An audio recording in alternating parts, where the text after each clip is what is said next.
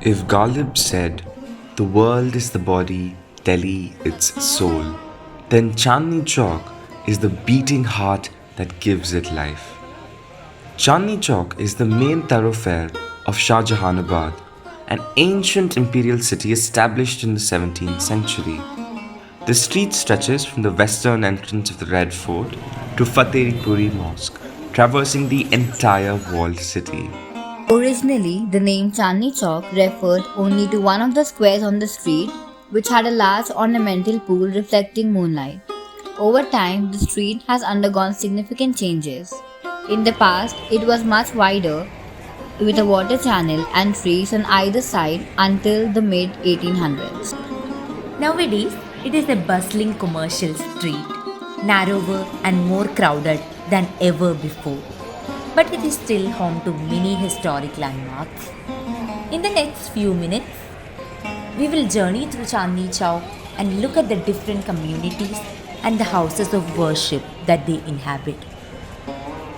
While walking from the Red Fort side of the lane, the first religious monument is the Sri Digambar Jain Lal Mandir, an impressive red stone built structure that is one of the oldest and most well-known Jain temples in Delhi.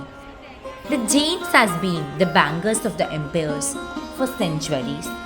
The Sultanate rulers as well as the Mughal emperors gave important positions to Jain bankers and merchants in their financial departments. Jahangir recognized the Jains' enterprising abilities and invited several financiers from the community to develop business activities for flourishing trade and commerce. He allocated the land in the south of the Chandni Chowk around the Riba Gully and allowed them to build a temporary structure to house the Jain temple. The primary idol is dedicated to Lord Parshvanath, the 23rd Tirthankara. Even to date, the Riba Kalan is primarily occupied by Jains. Most of the silver jewelry shops of the oldest silver street are still owned by people belonging to the Jain community. Besides the Jain temple is a Hindu temple believed to be 800 years old and is dedicated to Lord Shiva, which according to sources was built by a Maratha soldier, Appa Gangadhar.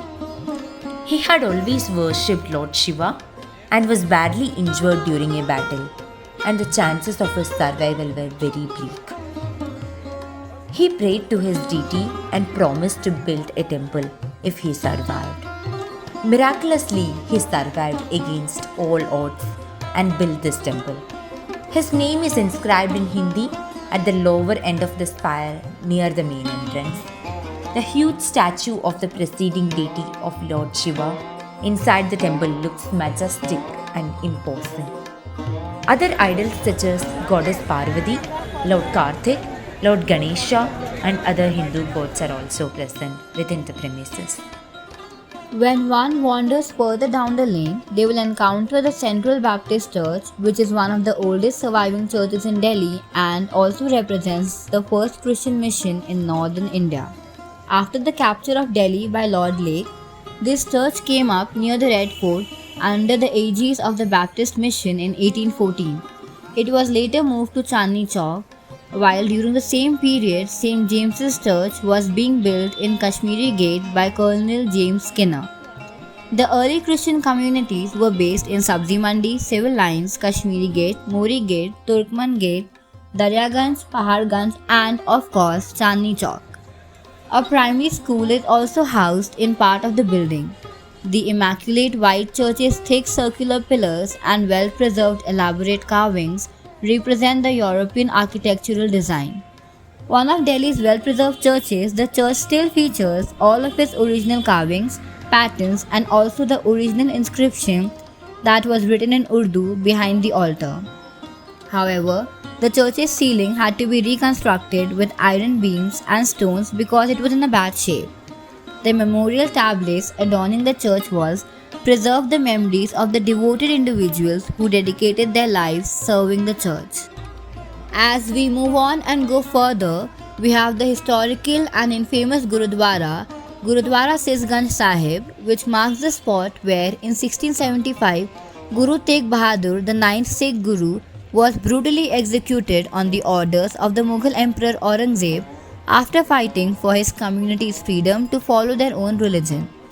Gurudwara Sisganj Sahib is one of the 9 historical Gurudwaras in Delhi. It was constructed first in 1783 as a small shrine by Baghel Singh to commemorate the martyrdom site of the ninth Sikh Guru.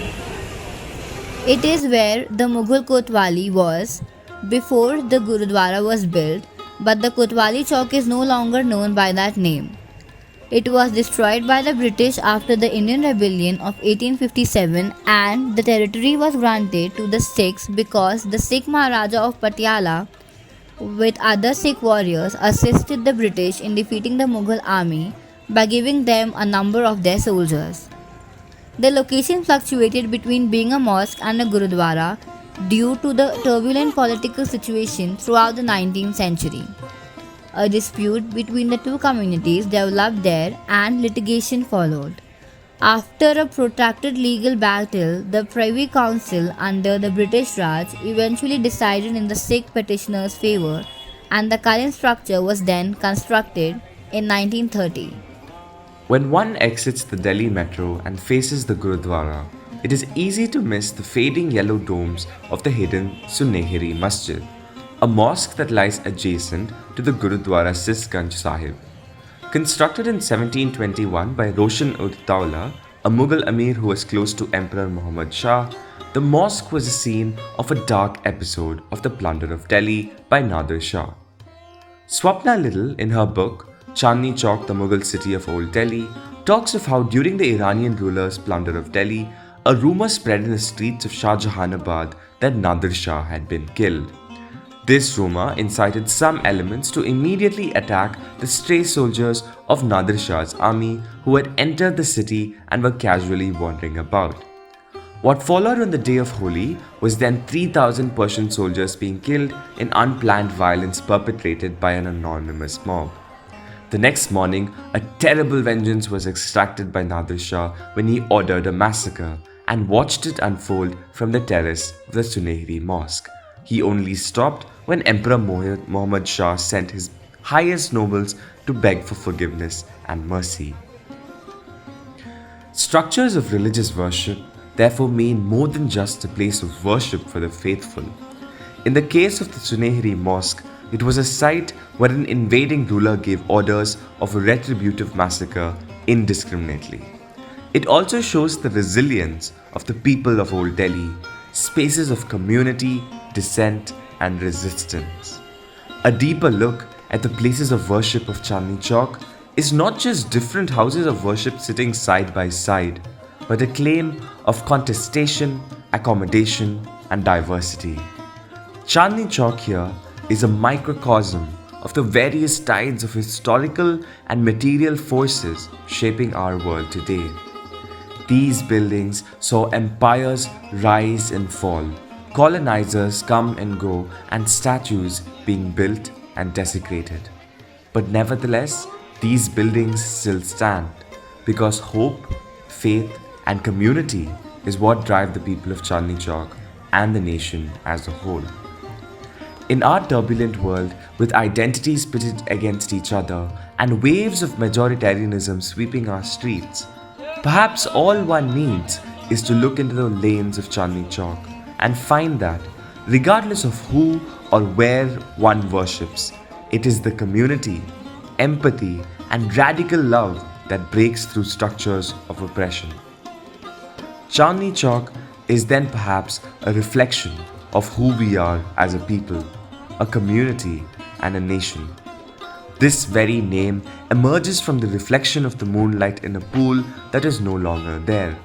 Perhaps it is time to reimagine and reconstruct the foundations of what our society was built on and reflect upon it, lest we are left with only a crowded bazaar and no direction.